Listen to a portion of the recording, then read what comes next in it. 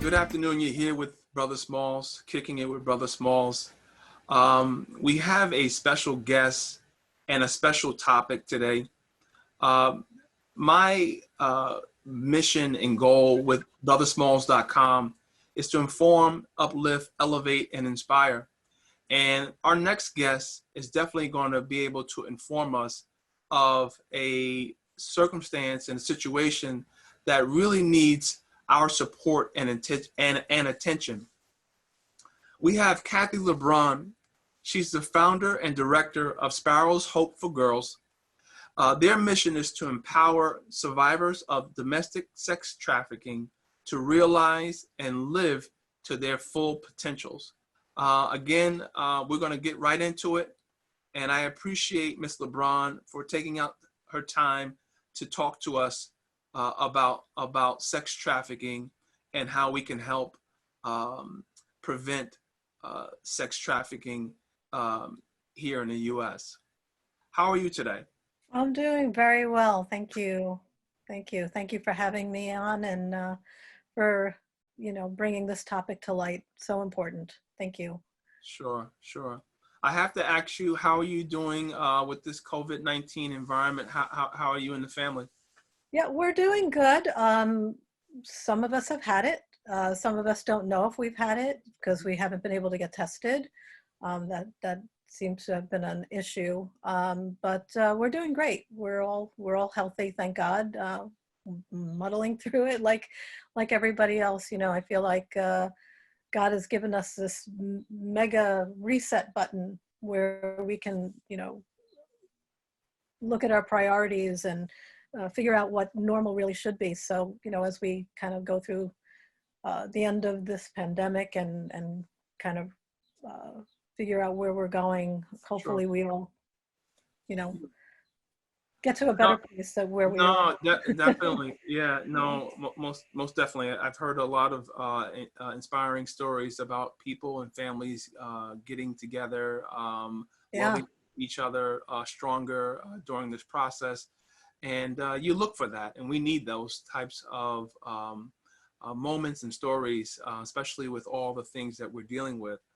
How has it impacted your organization, Sparrows Hope for Girls? Well, normally at this time of the year, early spring, when the weather starts getting warmer, we have group meetings down in the city. I meet with the ladies, and we have mentoring and leadership groups. I meet with individuals. We, might just take them to lunch and that kind of thing. So all that, the face-to-face has been put on hold, unfortunately. However, thank God for technology, and we're still able to meet with our ladies, through technology, kind of like this. And Sure. if they have a need, they know they can contact, and because of things like Peapod and other Amazon, we can still get them what they need, except for toilet paper. We still haven't been able to get them toilet paper, but yeah. So we're still working with them. We're still keeping in contact. Yeah. How many ladies participated in your program?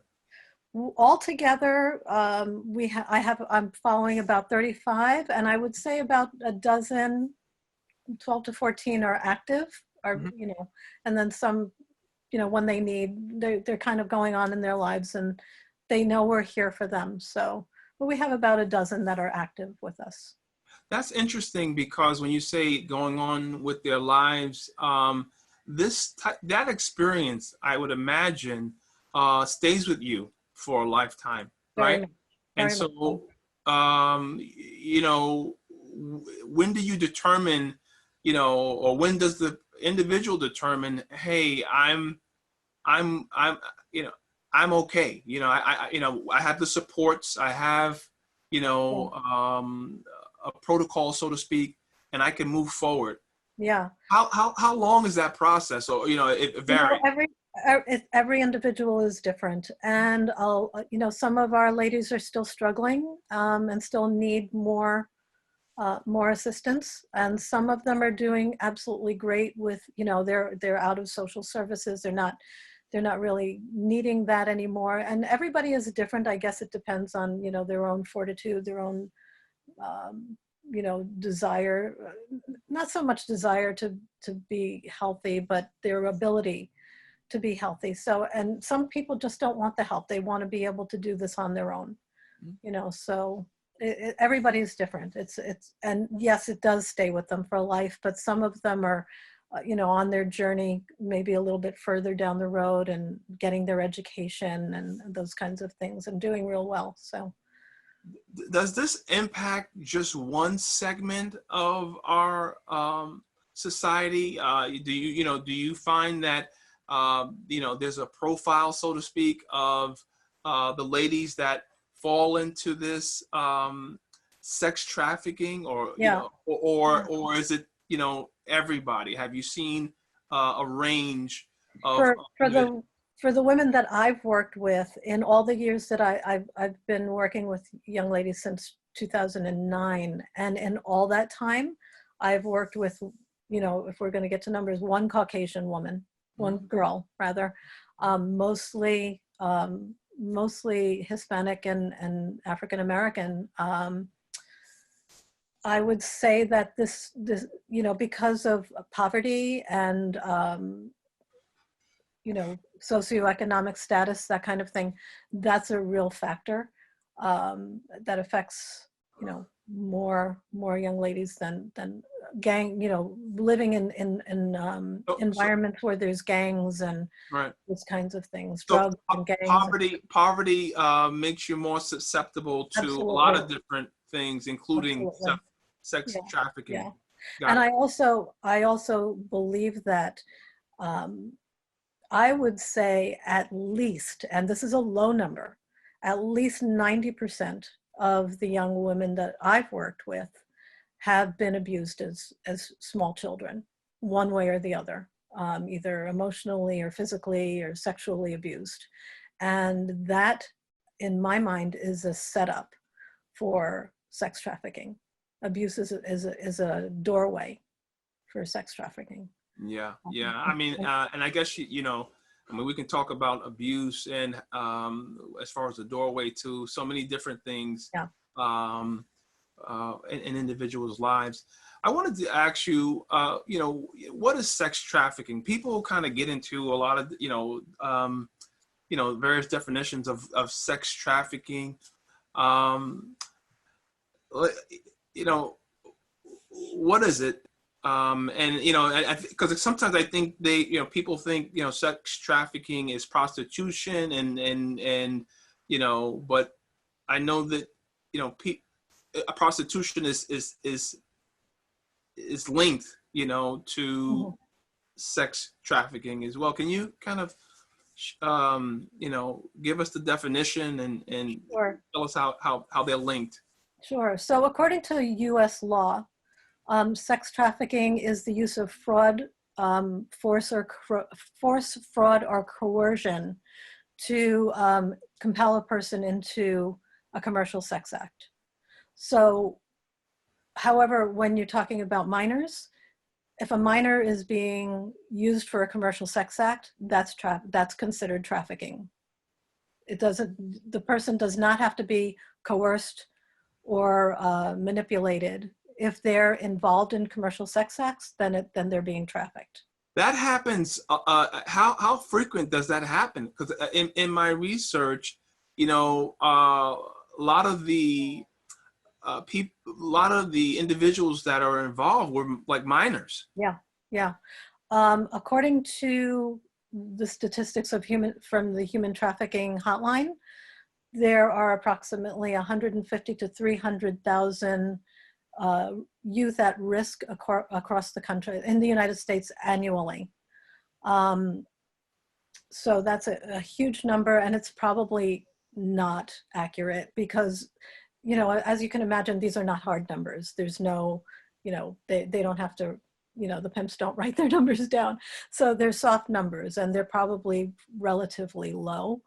So the number of cases that are brought to like Polaris Project range like 25,000-30,000 a year of phone calls that they get for minors being sex trafficked. So, it's hard to gauge the number. However, you know, I was reading that in New York City in 2000, let me just get the number. I think it was 2017. The new NYPD rescued a minor a week in New York City alone. So that's 365 rescues in New York City. So how many kids are not being rescued? The numbers are enormous. They're huge. You know, they're a lot bigger than we consider, and we don't think about kids being in our backyard. We don't think about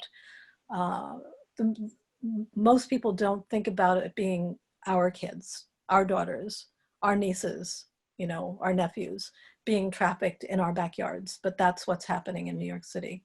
So, and that's where all the young ladies that I work with are all New Yorkers who are trafficked in New York by New Yorkers.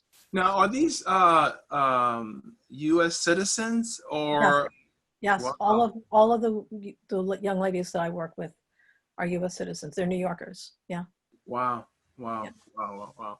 And I would imagine just, you know, as you said, that number is fairly low because, you know, social media and the access Yeah. that these monsters have to, you know, to children, you know, Yeah. online, you know. Yeah. Yeah, I don't, you know, again, I have, I don't necessarily say that, you know, it's just when you touch a child, there's a special type of fervor and anger that it in me personally, that it, Yeah. you know, comes up. And it, you know, you know, if you talk about the word says, you know, if you do one of my little ones harm, Yeah. it would have been worse if you put a weight on your neck and jump in the ocean. Right. So God, Right. you know, has a special type of um, anger. Vengeance and anger. Yeah.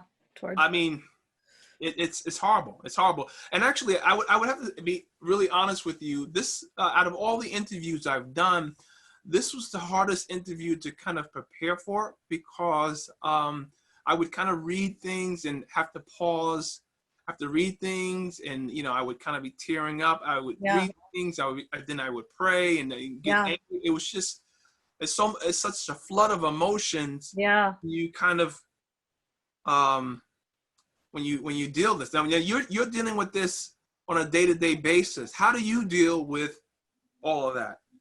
Well, being transparent, when I first started, maybe for the first year, when people, you know, friends or anything knew that I was investigating and studying what was going on and realizing the impact that this was having in our nation.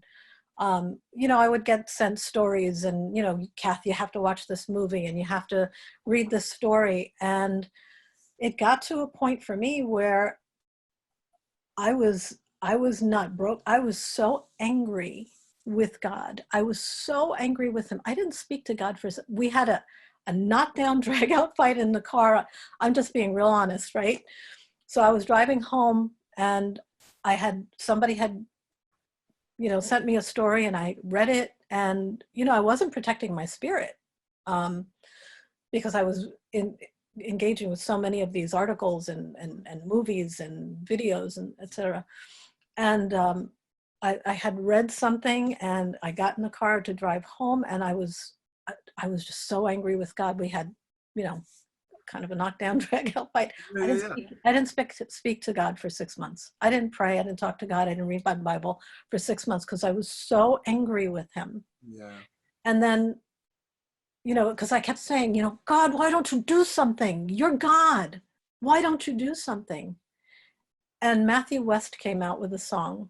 And I don't know if you know the song, but the lyrics to those songs says, I raised my fist to God and said, God, why don't you do something? And he said, I did. I created you.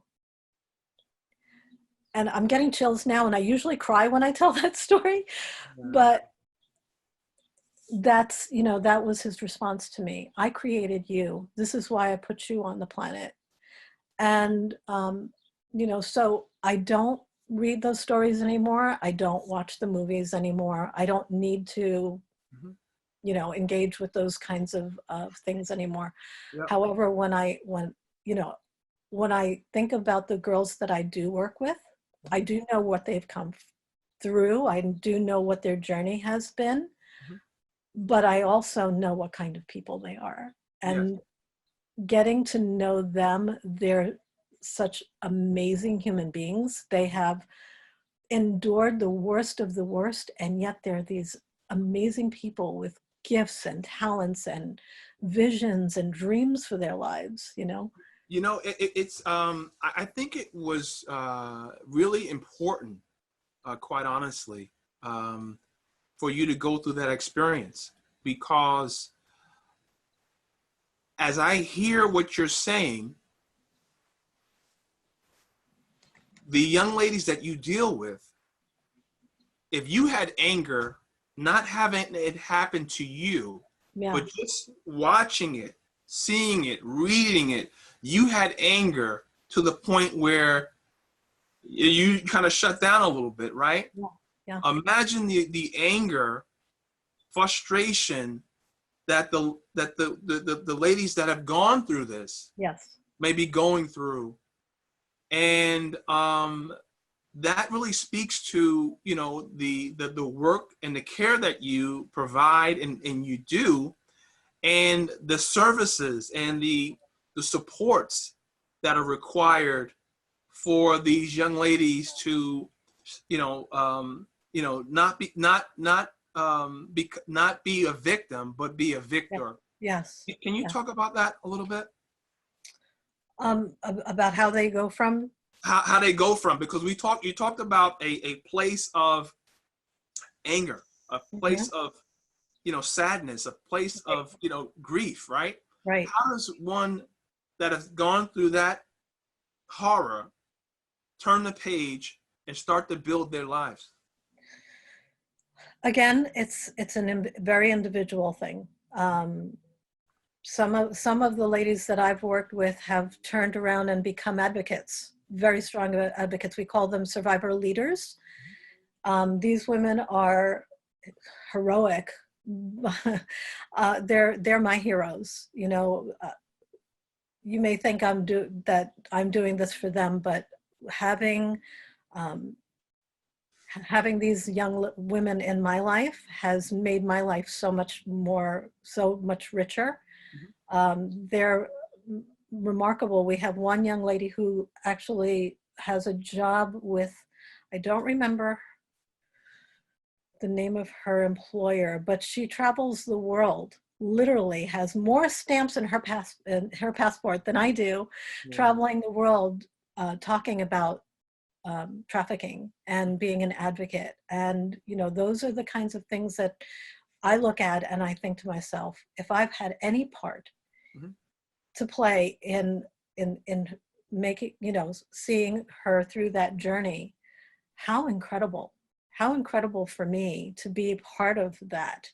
Mhm. I have another young lady who just finished, got her master's degree in social work and just got her license. And she too is an advocate. She does things like she goes to John School. Now, I don't know if you know what John School is. So a man is picked up for picking up a young girl Mhm. as a John, and he kind of gets a slap on the wrist. He has to spend 8 hours one day in John School.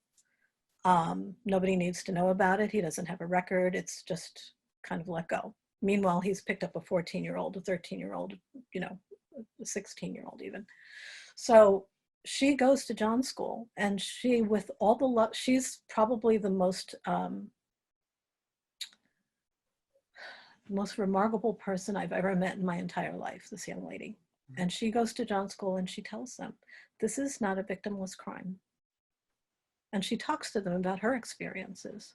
And I know she's changing lives because she prays before she goes in. Um, just if I have any part to play in um, the journey of these women, that makes it all worthwhile. You know, I may get angry or mad at the situation or the circumstances, but when you know these women and you see them become moms to their kids and raising their kids in a completely different way than they were raised. And you see them go to school and get their education and whatnot. It's the best gift that I can have, to be able to cultivate their dreams and their visions for their life. You do wonderful work, and I want you to tell our viewers here with Kicking It with Brother Smalls how they can, one, learn more about sex trafficking and how to prevent it, but also how to support what you're doing. If you can, tell us again, tell our viewers, how they can learn about it, how they can, get involved and help prevent it, but and also how they can support what you're doing. Yeah. Education is primary. It's really important to kind of have an understanding of what the problem is and also what the solutions are. If one of my favorite scriptures with regard to what we're doing is when Jesus fed the 5,000, right? He had 5,000 people, men and their women, their wives and their children. So we don't really know how big that crowd was, but he had this large crowd of people, and he had loaves and fishes, 2 loaves and 5 fishes, right? And he took the bread in his hand, and I love the picture that I have in my mind of this. He took the bread. He didn't look at the bread. He didn't look at the circumstances. He didn't look at how small what he had in his hand was. He looked up, the Bible says he looked up to heaven, he broke the bread, and he handed it out. And I see him just not even looking at the bread. He's just handing. And he feeds all those people with what's impossible in his hand. But because he had it in his hand, he made it possible, right? So I think of us the same way. Like, when I look at the magnitude, the scope of the problem, it seems so overwhelming. Even for one young lady or just the city, say, it seems so overwhelming. What can I possibly do? I'm only one person, but I have this piece of bread in my hand. God has given me what he's given me, and I can break it and hand it out. And with whatever he gives me, he multiplies. He's the increaser. I don't have to worry about it. I just do what he gives me in my hand. And so if each of us, we all have time, we all have talent, and we all have treasure. And if each of us just puts what we have in our hand to it, imagine the difference if all of us got involved. Because I think a lot of us think, oh man, this is too big for me to even deal with. Yeah. No, you gotta get involved. How do people learn more about your organization, support your organization? Yeah. Yeah, you can go to our website. Our website is sparrowshopeforgirls.com, and you can learn about it there. I also do trainings. I've done trainings in churches.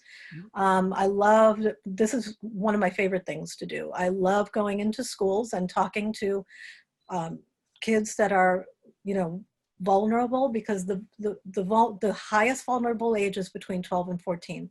The highest amount of kids that are sex trafficked are between 12 and 14 years old in our country. So I love going in and talking to that group of kids and making them aware and educating them and bringing their parents in also. I love doing that, bringing their parents in. So you're building a little community right there, and teaching them and training them and educating them to what the problem is and how they can stay safe. So I love getting into the schools. If there's any way for me to do that in the area, I love doing that. Okay, so I mean, if people know about your organization, know that you provide training, and then I think also there's a link there where folks can also donate to your organization. That's great. Donations we are a 501c3. Okay. So our donations are 100% tax deductible, and I do not take a salary. So 100% of donations go to supporting our ladies. Yeah, So we love fundraisers. We love third-party fundraisers. Those are great. Wonderful. Well, I already told you I'm going to definitely reach out to you, about that. I truly thank you for what you do. I believe in what you do. I want to be a support. I think our community wants to be a support to what you do. And there's so many things that we haven't covered, but I have to ask you back at some point to talk with us. Yeah, please come back and talk with us. And also, everyone, please, when you see the video come out, share it, like it, comment, subscribe. We really want to get the word out regarding this and support organizations that are making a difference in other people's lives. Kathy, thank you so much for making the time. God bless you, and God bless the ladies that you're working with. We'll be talking and we'll be building partnership. I'm looking forward to, to even coming down and sharing if I can. I would love that. I would love that. Thank you so much for having me. I really appreciate it. Yep, you got it. Enjoy your day. And stay healthy. Yes, you too. Bye now. Bye. Informs, uplifts, and elevates, and inspires.